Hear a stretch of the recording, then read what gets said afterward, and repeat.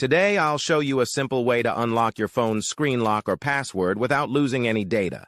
The best part? It's free and easy, even if you're not a tech expert. Just follow these steps, and you'll be able to unlock any phone hassle-free. Let's get started. You can unlock your phone's screen lock or password using a special code. You will need to press on emergency call, and then you must enter a code. This code is unique to each type of phone and is provided by the phone manufacturer.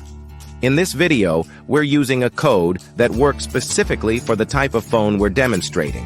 Here's how you can get the code. Visit this website that provides unlock codes for free using a unique method. And that's it. Now you can unlock your phone without losing any data. See you in the next video. Bye.